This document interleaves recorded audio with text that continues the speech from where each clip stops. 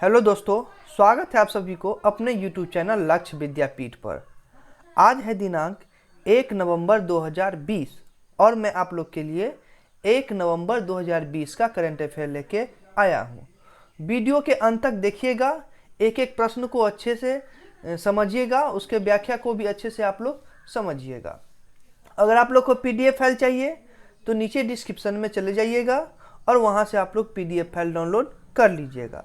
अगर आप लोग को किसी दूसरे दिन के करंट अफेयर का PDF फाइल चाहिए तो वो भी आप लोग को डिस्क्रिप्शन में मिल जाएगा। वहाँ पे एक व्हाट्सएप ग्रुप का लिंक दिया हुआ है, उस ग्रुप पे जाके आप लोग को जिस दिन का भी करंट अफेयर का PDF फाइल चाहिए वहाँ पे एक मैसेज कर दीजिएगा, वहाँ से आप लोग को करंट अफेयर का PDF फाइल प्रोवाइड करा दिया जाएगा।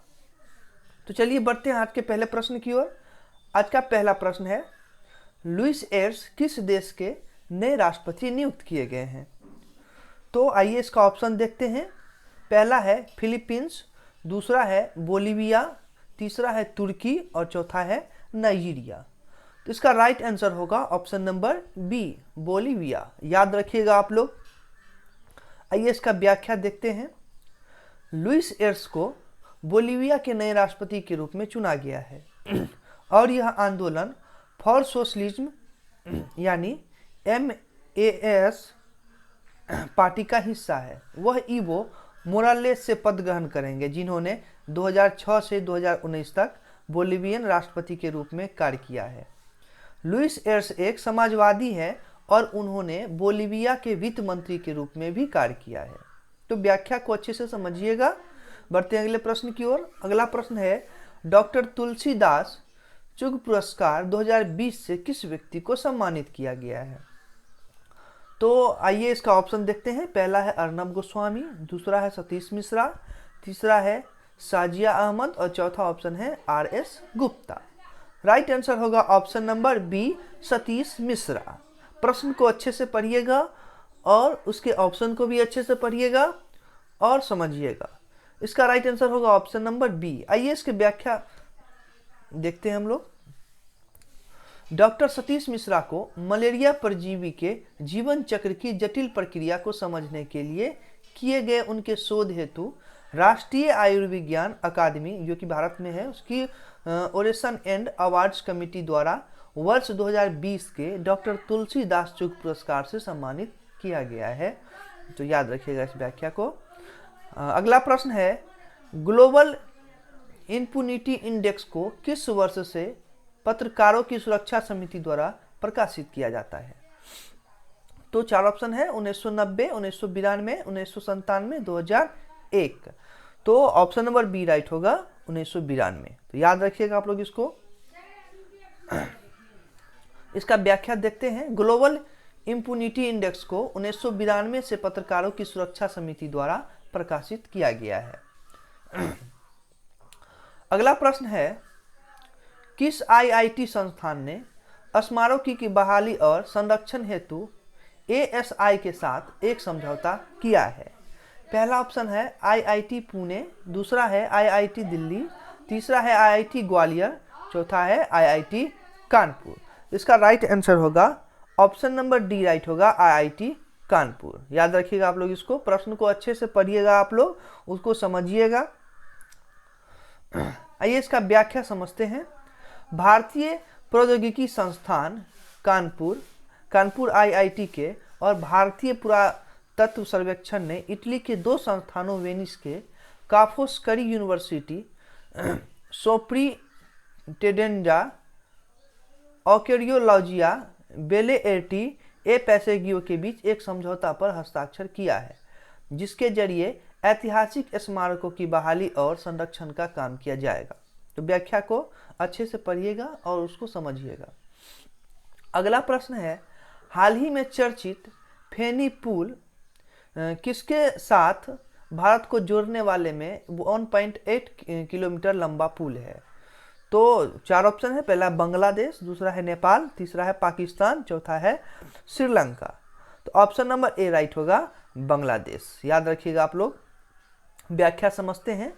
फेनी पुल बांग्लादेश के साथ भारत को जोड़ने वाला में 1.8 किलोमीटर लंबा पुल है और यह पुल बांग्लादेश में रामगढ़ को भारत के सबरूम से जोड़ता है और इस पुल का निर्माण दिसंबर 2020 तक पूरा हो जाएगा। तो व्याख्या को अच्छे से पढ़िएगा और याद रखिएगा।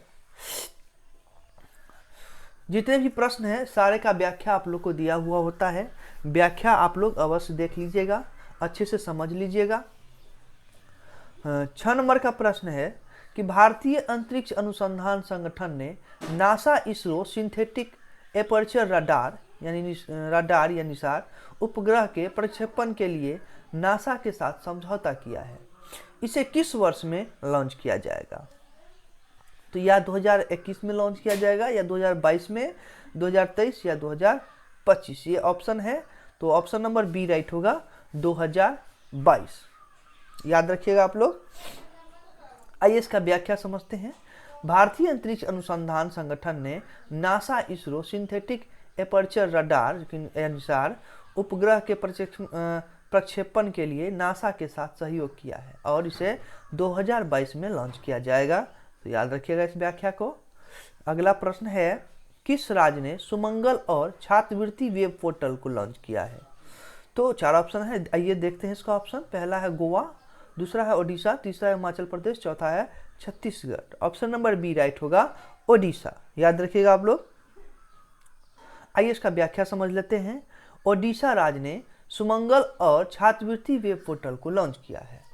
छात्रवृत्ति पोर्टल के माध्यम से छात्रवृत्ति सीधे छात्रों के बैंक खाते में जमा की जाएगी और सुमंगल पोर्टल के तहत अनुसूचित जाति और अनुसूचित जनजाति विभाग, उच्च शिक्षा, कौशल विकास और तकनीकी शिक्षा तथा कृषि विभाग के पेशेवर कार्यक्रम को पोर्टल पर जानकारी उपलब्ध कराई जाएगी। तो व्याख्या को खुद से पढ़िएगा, अच्छे से समझिएगा, सारा कुछ आप लोग को समझ में आ जाएगा। अगला प्रश्न है, किस राज्य में रानी पद्मावती का स्मारक बनाया जाएगा? तो रानी पद्मावती जो थी उसका स्मारक किस राज्य में बनाया जाएगा? तो 4 राज्य का नाम है। पहला है मध्य प्रदेश, दूसरा है राजस्थान, तीसरा है महाराष्ट्र और चौथा है दिल्ली। तो इसका राइट आंसर होगा option number A, Madhya Pradesh. याद रखिएगा आप लोग इसको। आइए इसका व्याख्या समझते हैं। मध्य प्रदेश राज्य में रानी पद्मावती का स्मारक बनाया जाएगा। रानी पद्मावती की याद में मध्य प्रदेश की सरकार ने भोपाल में एक स्मारक बनाने की योजना बनाई है। अगला प्रश्न है, night of the restless spirits नामक पुस्तक के लेखक का नाम क्या है? तो 4 ऑप्शन, नरेंद्र मोदी, कोकिला महतो, सरबप्रीत सिंह, मनमोहन सिंह। तो ऑप्शन नंबर सी राइट होगा, सरबप्रीत सिंह। आइए इसका व्याख्या देखते हैं। Night of the restless spirits पुस्तक को सरबप्रीत सिंह द्वारा लिखा गया है। पुस्तक 1984 के सिख नरसंहार और उसके विरोधाभास और जटिलता के आधार पर लघु कथाओं का एक संग्रह है। पुस्तक एक व्यक्ति के विवेक की शक्ति, उत्तरजीविता के अपराध, जीवन की नाजुकता और मानव स्वभाव के विभिन्न पहलुओं को सामने लाने की मानसिकता को प्रदर्शित करती है। इसे पेंगुइन पब्लिशर्स द्वारा प्रकाशित किया गया है। तो इस व्याख्या को अच्छे से पढ़ के याद रखिएगा, ये इंपॉर्टेंट प्रश्न है। अगला प्रश्न है, ग्लोबल क्लाइमेट एक्शन अवार्ड 2020 से निम्न में से किसे सम्मानित किया गया है? तो ये इसका ऑप्शन देखते हैं। पहला है वैश्विक हिमालयन अभियान, दूसरा है रॉयल हिमालयन अभियान, तीसरा है भारतीय पर्वतारोहण संस्थान, चौथा है चाइना पर्वतारोहण संस्थान। तो ऑप्शन नंबर ए राइट होगा, वैश्विक हिमालयन अभियान। याद रखिएगा इसको। आइए इसका व्याख्या समझते हैं। वैश्विक हिमालयन अभियान यानी GHE को शॉर्ट फॉर्म है, संयुक्त राष्ट्र द्वारा दूर दराज के समुदायों को सौर ऊर्जा उपलब्ध कराने के लिए पर्यटन और प्रौद्योगिकी का उपयोग करने के लिए ग्लोबल क्लाइमेट एक्शन अवार्ड 2020 से सम्मानित किया गया है। तो आज के वीडियो में 10 प्रश्न थे। आप लोग के लिए बहुत ज़्यादा हेल्पफुल होगा ये प्रश्न। एक एक प्रश्न को आप लोग अच्छे से पढ़िएगा और उसको समझिएगा। अगर आप किसी भी एग्जाम की तैयारी कर रहे हैं, सरकारी एग्जाम की, तो आपके लिए ये प्रश्न बहुत ज़्यादा इम्पोर्टेंट है। आप लोग प्रश्न के व्याख्या को अच्छे से पढ़ लीजिएगा और उसको समझिएगा। अगर आप लोग के लिए ये वीडियो हेल्पफुल होता है तो वीडियो को आप लोग लाइक और चैनल को सब्सक्राइब जरूर कीजिएगा। मिलते हैं नेक्स्ट वीडियो में अगले दिन के करंट अफेयर का वीडियो लेके। तब तक के लिए धन्यवाद।